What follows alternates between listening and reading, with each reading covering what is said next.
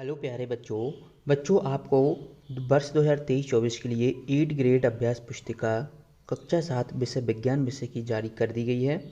तो हम आपके लिए कक्षा 7 का विषय विज्ञान का कंप्लीट सॉल्यूशन लेकर आ चुके हैं 8 ग्रेड अभ्यास पुस्तिका। ओके, कुछ इस तरीके का आपको इस फ्रंट पेज देखने को मिल रहा होगा।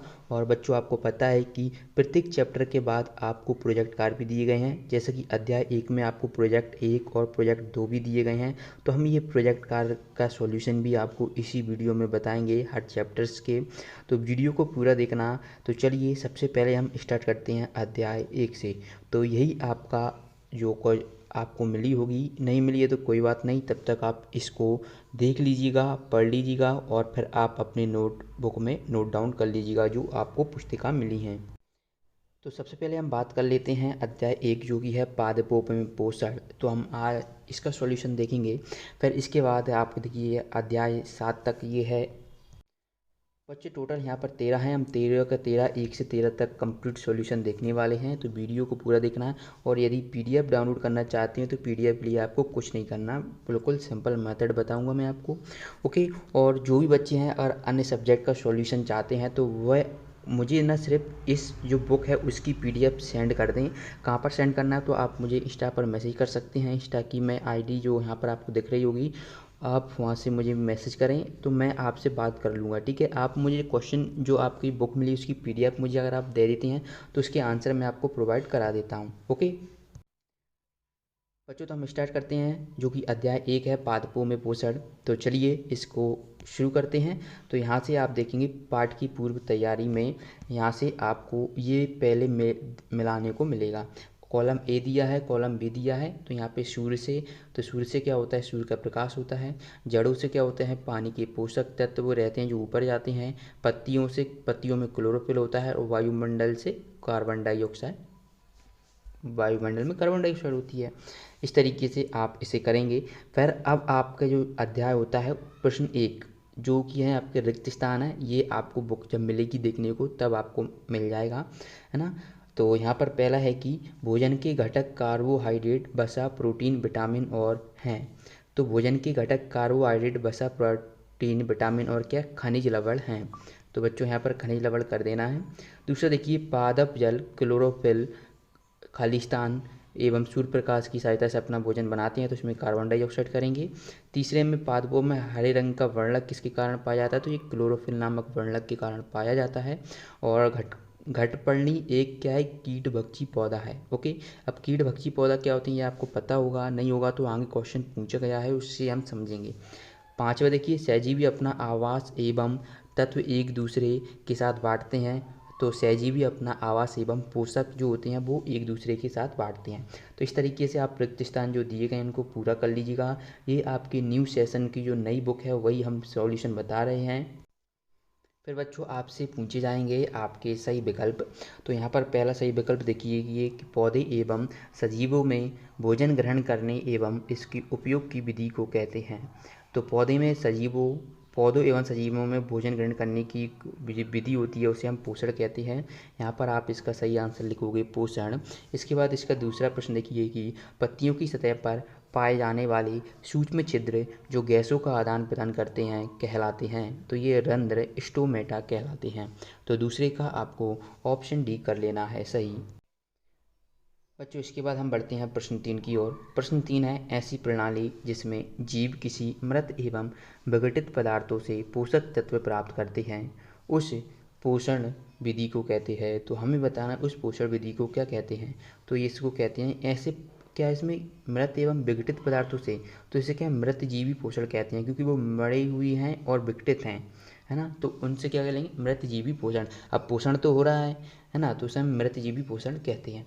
प्रश्न 4 देखिए पादपों की प्रोटीन निर्माण के लिए किस तत्व की अधिक आवश्यकता होती है। तो यहाँ पर आप करेंगे पादपों को प्रोटीन निर्माण। अब प्रोटीन निर्माण के लिए सबसे ज़्यादा किसकी, नाइट्रोजन की आवश्यकता होती है। ओके, तो इस तरीके से अगर आपने देखा हो जो कीटभक्षी पौधे होते हैं वो कीटों का भक्षण क्यों करते हैं, क्योंकि उन्हें उनसे नाइट्रोजन चाहिए होती है। ओके, तो इसलिए वह करते हैं। हम धीरे धीरे और एक्सप्लेन करेंगे जब क्वेश्चन आएंगे। यहाँ तक आपने कंप्लीट कर लिया होगा। चलिए इसके बाद देखिए कि रेगिस्तान में पाए जाने वाला ऐसा पौधा जिसकी छाल दवा के काम आती है और उसकी लकड़ी में कीड़ा नहीं लगता है। इस पेड़ की फलियों की सब्जी बनाई जाती है। तो इस पेड़ की जो खिचड़ी होती है, उस जो वो पेड़ है उसकी सब्जी बनाई जाती है फलियों की। ओके, चलिए इसके बाद देखिए प्रश्न 6।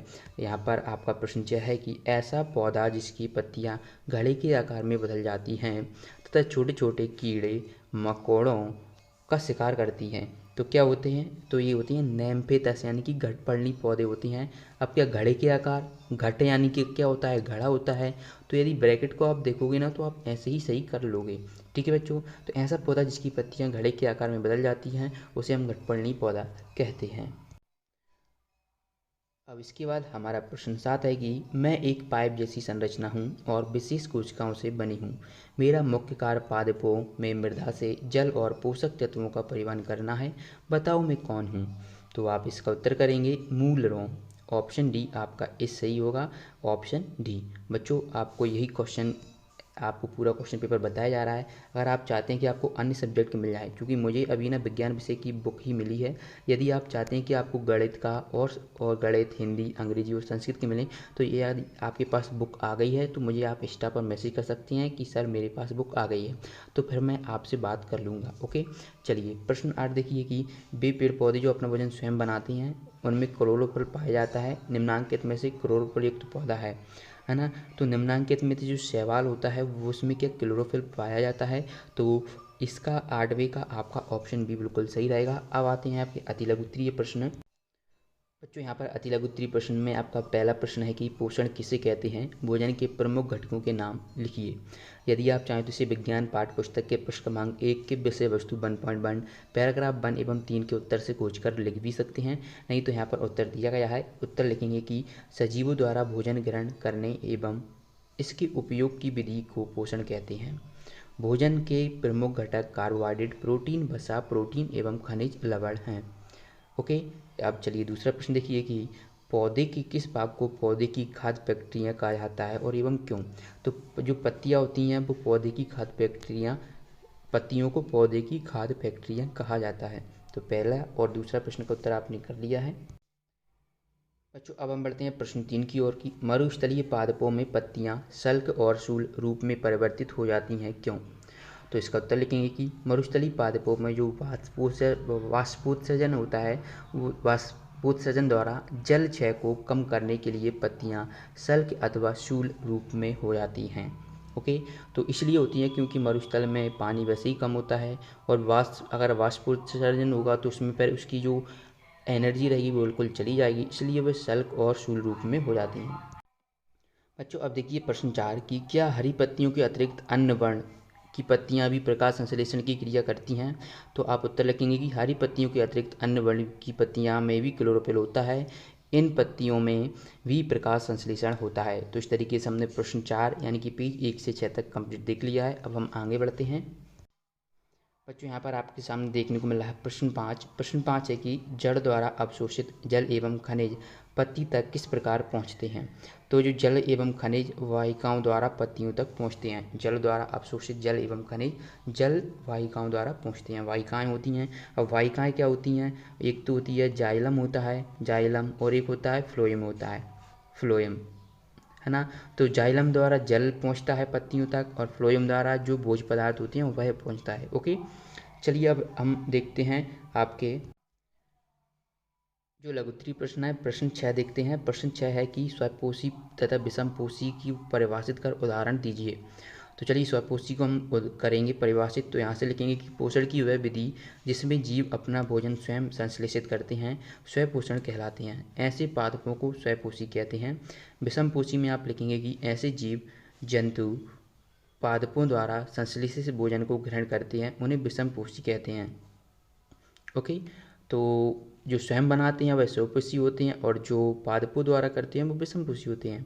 अब स्वपोषी में आप पेड़ पौधों को लिख सकते हैं यहाँ पर एग्जाम्पल में, और विषमपोषी में आप मानव को लिख सकते हैं, है ना? तो ये आपको उदाहरण लिख लेना है, ठीक है। इसके बाद हम बढ़ते हैं प्रश्न 7 की ओर कि पादपों में सहजीवी संबंध को उदाहरण सहित समझाइए। तो इसका उत्तर लिखेंगे कि कुछ जीव एक दूसरे के साथ रहते हैं तथा अपना आवास एवं पोषक तत्व एक दूसरे के साथ बांटते हैं। इसे सहजीवी संबंध कहते हैं। उदाहरण के लिए कुछ कवक वृक्षों की जड़ों में रहते हैं। वृक्ष कवक को पोषण प्रदान करते हैं, बदले में उन्हें जल एवं पोषकों के अवशोषण में सहायता मिलती है। इस तरीके से प्रश्न 7 का उत्तर करेंगे। इसके बाद देखिए प्रश्न 7 के बाद प्रश्न 8 है कि परजीवी एवं मृतजीवी को उदाहरण सहित समझाइए। तो चलिए इसका हम उत्तर लिखते हैं। तो यहाँ पर परजीवी आप हेडिंग डालेंगे और इसमें लिखेंगे ऐसे जीव जो भोजन के लिए अन्य जीवों पर आश्रित रहता है परजीवी कहलाते हैं, जैसे कि अमरवेल। बच्चों अभी तक आपने चैनल को सब्सक्राइब नहीं किया है तो कर लें, क्योंकि इस चैनल पर आपको संपूर्ण सॉल्यूशन प्रोवाइड कराया जाता है, साथ ही साथ क्वेश्चन पेपर भी उपलब्ध कराए जाते हैं।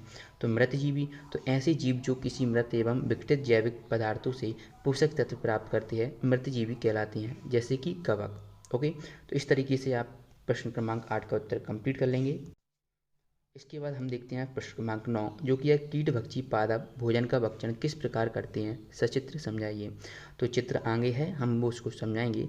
तो पहले आप लिखेंगे इसका उत्तर, हिंदी जो की भाषा है, कीटों का भक्षण करने वाले पादप कीटभक्षी पादप कहलाते हैं। कीटभक्षी पादप में पत्ते का शीर्ष भाग होता है, ये आकार का होता है, जिसमें क्या होते हैं, पत्ते के रोम होते हैं, और जब कोई कीट गट्टे में प्रवेश करता है तो वह रोम के बीच फंस जाता है। बच्चों आप गूगल पर सर्च करना कीटभक्षी पौधा, तो यहाँ पर आपको कीटभक्षी पौधा लगा बना लेना है। इसके बाद प्रश्न 10 देखिए। यहाँ से आप प्रश्न 10 देख पा रहे हैं कि प्रकाश संश्लेषण क्रिया का व्यवस्थित चित्र बनाइए एवं समीकरण सहित व्याख्या कीजिए। तो समीकरण आपको यहाँ पर हमने लिख दिया है, कार्बन डाइऑक्साइड प्लस जल जब क्लोरोफिल और सूर्य के प्रकाश की उपस्थिति में क्रिया करता है तो कार्बोहाइड्रेट और ऑक्सीजन बनाता है। ओके, ये आपको डायग्राम भी आपको यहाँ पर देखने को मिल रहा है। अब व्याख्या करना है कि सूर्य के प्रकाश की उपस्थिति में हरे पौधे द्वारा कार्बन डाइऑक्साइड एवं जल से कार्बोहाइड्रेट का संश्लेषण करती है, जिसे प्रकाश संश्लेषण कहते हैं। तो आप प्रश्न क्रमांक 10 को बिल्कुल अच्छी तरीके से पढ़कर जरूर जाएं, ये क्वेश्चन आपके एग्जाम में आता ही है। इसके बाद हम बढ़ते हैं प्रश्न क्रमांक 11 की ओर। प्रश्न क्रमांक 11 है कि मृदा में पोषक तत्वों की पुनः पूर्ति किस प्रकार होती है। तो आप इसका उत्तर लिखेंगे कि पादपों द्वारा लगातार पोषक तत्वों का उपयोग किए जाने के कारण मृदा में उनकी मात्रा धीरे धीरे कम हो जाती है। इसलिए मृदा को पोषक तत्वों से समृद्ध करने के लिए भूमि में उर्वरकता खाद मिलाया जाता है। इसके अतिरिक्त मृदा में नाइट्रोजन की पुनः पूर्ति हेतु फलीदार पादप जैसे चना, मटर, मूंग आदि उगाए जाते हैं। तो इस तरीके से आप प्रश्न क्रमांक 11 का उत्तर कंप्लीट करेंगे। अब बच्चों यहाँ से आपके स्टार्ट होती हैं प्रोजेक्ट कार्य। जो प्रोजेक्ट 1 है आपको यहाँ पर आपको देखने को मिल रहा है। प्रोजेक्ट 1 में है कि विभिन्न आकार की न्यूनतम 5 पत्तियाँ एकत्रित कर एक कागज पर लगा चिपकाइए। पत्ती का नाम तथा एक एक उपयोग लिखिए। तो पत्ती का चित्र हमने यहाँ पर चिपकाया हुआ है। पत्ती का नाम है नीम की पत्ती और औषधि में उपयोग होता है। अब आप चाहें तो यहाँ पर आप क्या क्या वो बोलते हैं, नीम के अलावा आप जो भी पत्ती आपको बनाना आता हो, चाहें तो आप औषधि में आपको उपयोग भी पता होना चाहिए, ऐसा नहीं कि आपको उसका पता नहीं हो। बहुत सारी ऐसी पत्तियां हैं जिनके हम यूज करते हैं। यहाँ पर हमने बेसिकली नीम की पत्ती का ही यूज किया है। आप तुलसी की पत्ती बना सकते हैं, है ना। तो इस तरीके से आप ये करेंगे। अब आपका जो प्रोजेक्ट कार्य है बच्चों वो आप स्वयं करेंगे। उसमें कुछ नहीं है, आपको 5 फलों के बीज एकत्रित कर चिपकाना है। ओके, और फलों से प्राप्त हुए उस फल का नाम लिखना है। तो ये आपको ज़रूर करना है। तो इस तरीके से हमने अध्याय कंप्लीट कर लिया है। आगे की वीडियो पाने के लिए चैनल को सब्सक्राइब करें और वीडियो को अपने दोस्तों के साथ ज़्यादा से ज़्यादा शेयर करें। मिलते हैं नेक्स्ट वीडियो में, धन्यवाद।